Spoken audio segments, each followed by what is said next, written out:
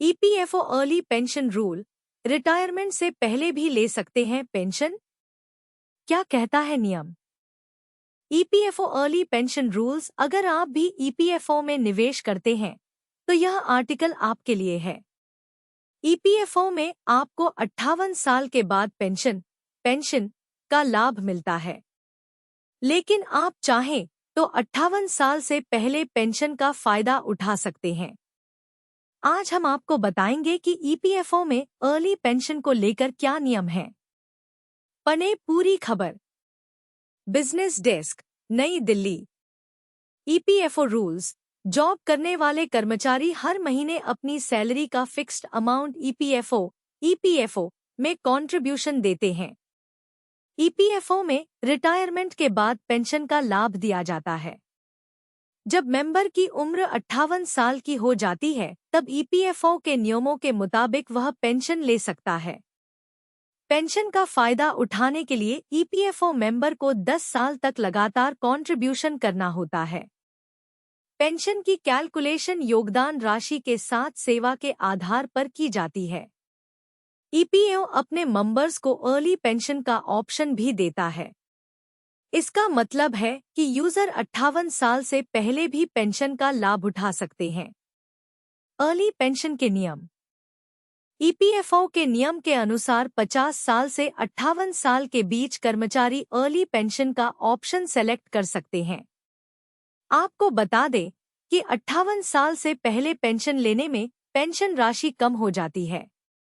नियमों के मुताबिक 58 साल से जितने साल पहले पेंशन पैसे निकालेंगे, आपको हर साल 4% की दर से पेंशन घटकर मिलेगी।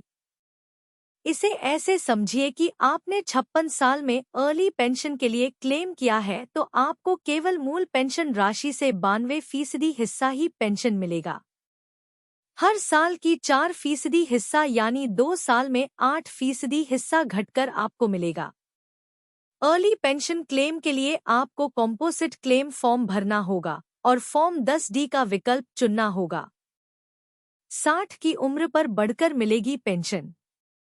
अगर कोई कर्मचारी 58 साल के बाद भी पेंशन का लाभ नहीं लेता है और 60 साल के बाद पेंशन लेता है तो उसे पेंशन बढ़कर मिलती है। ईपीएफओ के नियम के अनुसार कोई कर्मचारी 58 साल के बाद 2 साल तक पेंशन रोकता है तब उसे हर साल 4% के दर से अतिरिक्त पेंशन का लाभ दिया जाता है, यानी कि 60 साल की उम्र पर उसे 8% अतिरिक्त दर से पेंशन मिलती है। पेंशन फंड से भी निकाल सकते हैं पैसे।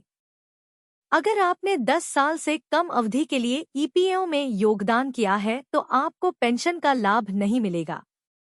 ऐसे में सवाल आता है कि पेंशन फंड का क्या होगा?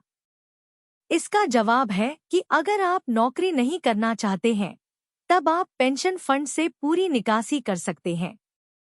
वहीं अगर आप भविष्य में फिर से जॉब करेंगे तब आप पेंशन स्कीम सर्टिफिकेट ले सकते हैं। दोबारा नौकरी ज्वाइन करने पर आपको इस सर्टिफिकेट की मदद से पिछले पेंशन अकाउंट को नई नौकरी के अकाउंट से लिंक करवाना है।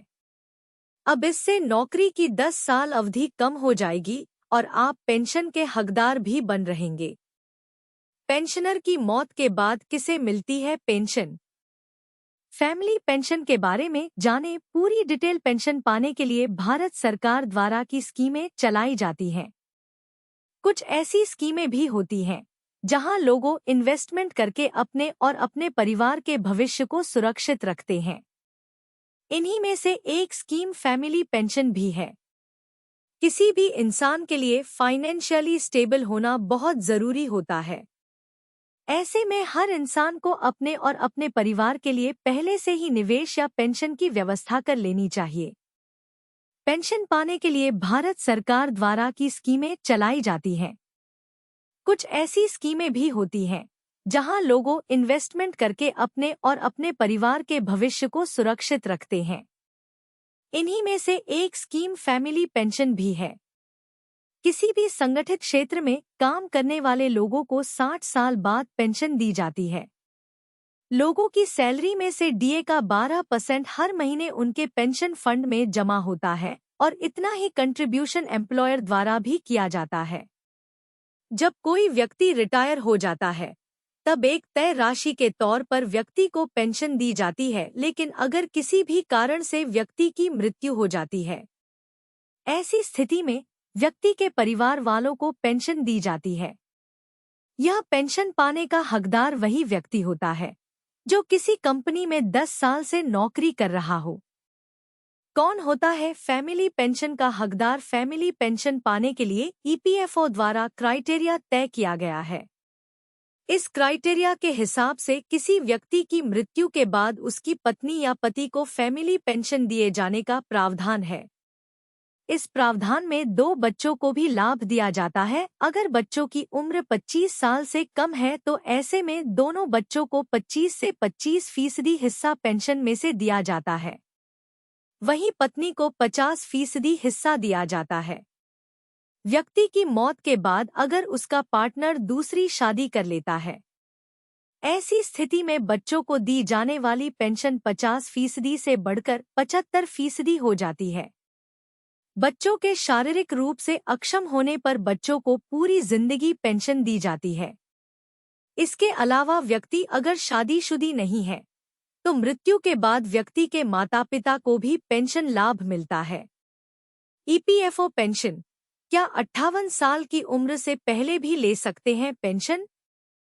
जानिए कितनी मिलेगी पेंशन। ईपीएफओ 10 सालों तक कंट्रीब्यूशन करने वाले लोग ईपीएफओ से रिटायरमेंट के बाद पेंशन पाने के हकदार हो जाते हैं।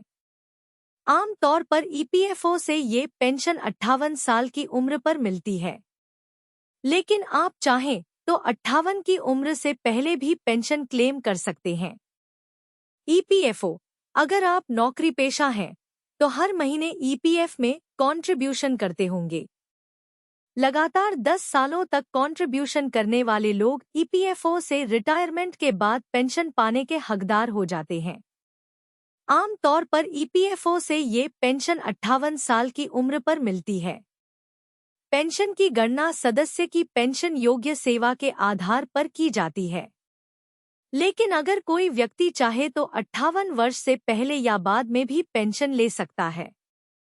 इसके लिए अर्ली पेंशन का विकल्प होता है, लेकिन ऐसे में आपको वो पेंशन नहीं मिलती जो 58 की उम्र पर मिल सकती है।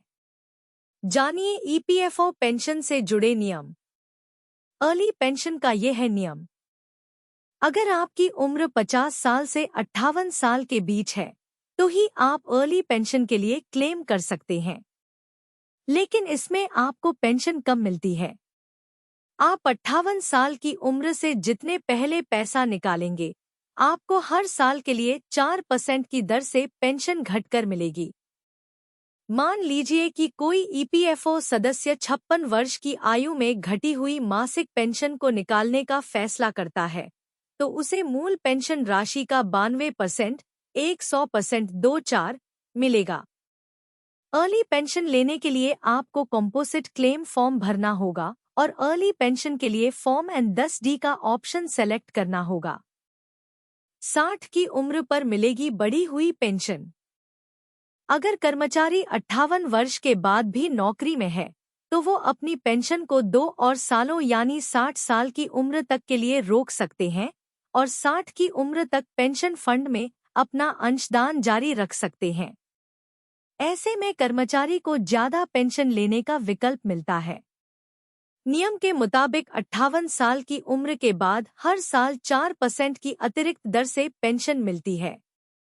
ऐसे में अगर कर्मचारी 59 साल की उम्र पर पेंशन लेता है तो उसे 4% की अतिरिक्त दर से पेंशन दी जाती है। वहीं 60 साल की उम्र पर उसे 8% की अतिरिक्त दर से पेंशन दी जाती है। 10 साल से कम की नौकरी होने पर पेंशन फंड का क्या होगा?